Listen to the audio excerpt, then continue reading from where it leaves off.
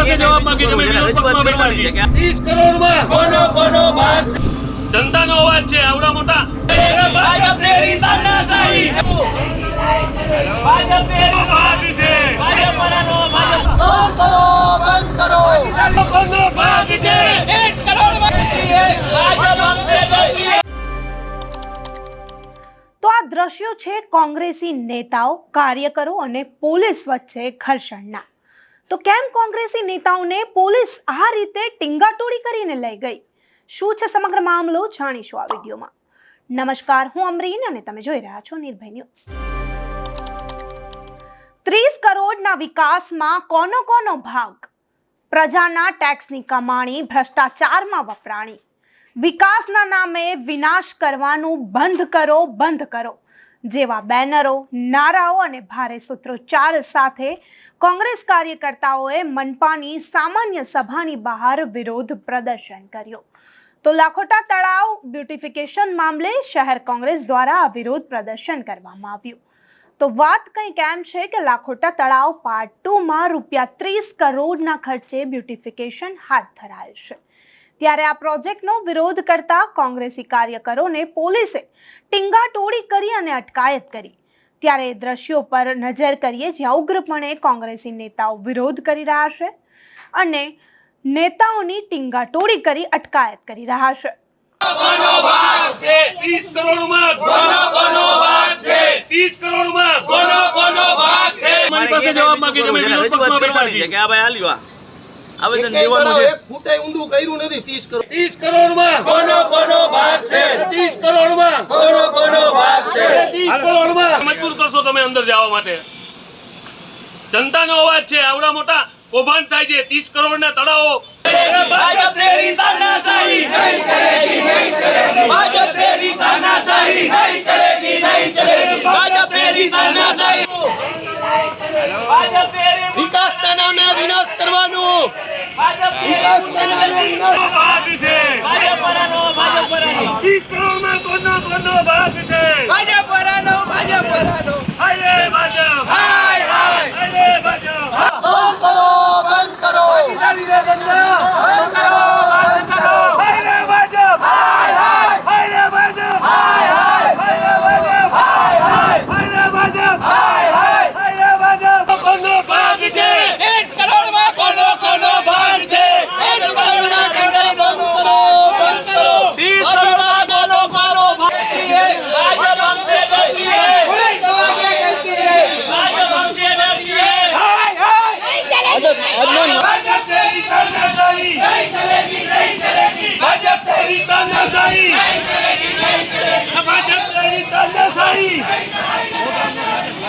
તો કાર્યકરો અધિકારીઓને રજૂઆત કરવા આવ્યા હતા, પરંતુ પોલીસ અધિકારીઓએ તેમને રજૂઆત કરવા પણ ન જવા દીધા।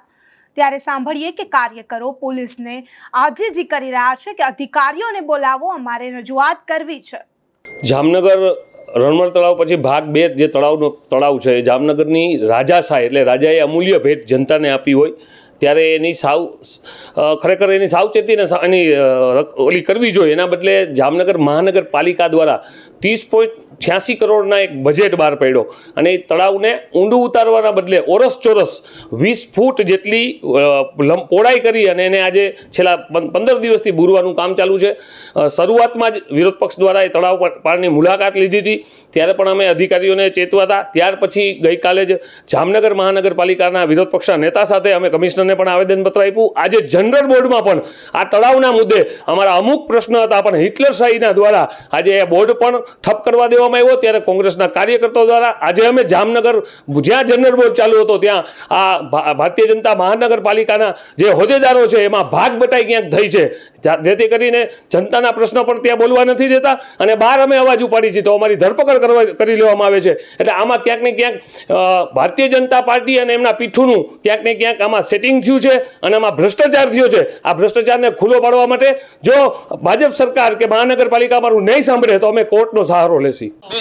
અમારે રજૂઆત કરવી છે, અમારે ખાલી અધિકારીને તમે મોકલો ભલે અમારો બોર્ડ પછી વોટ પછી ને તો કોઈ જવાબ ના આપે। તો એ જગ્યાએ અધિકારીઓ હાજર હોવા છતાં કોંગ્રેસ કાર્યકર્તાઓને તેઓ મળ્યા નહીં અને તેમની રજૂઆત પણ સાંભળી નહીં. ત્યારે દ્રશ્યો ઉપર પણ નજર કરી લઈએ, જ્યાં અધિકારીઓ અને ભાજપ કાર્યકર્તાઓ અને નેતાઓ તળાવની કામગીરીને લઈને ચકાસણી કરી રહ્યા છે અને ફરી રહ્યા છે.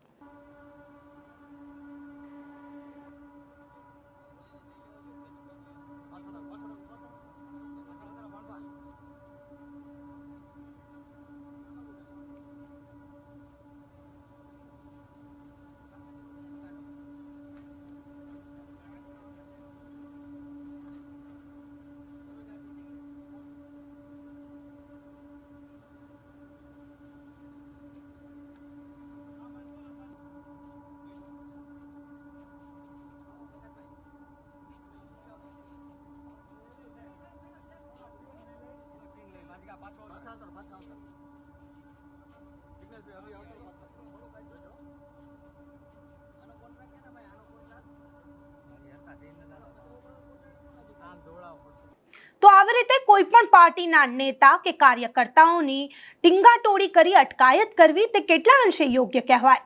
તો આ વિશે તમારું શું કહેવું છે તમને કમેન્ટ કરી ચોક્કસથી જણાવજો તથા અમારી ચેનલ નિર્ભય ન્યૂઝને લાઇક, શેર અને સબસ્ક્રાઇબ કરવાનું ભૂલશો નહીં. આભાર.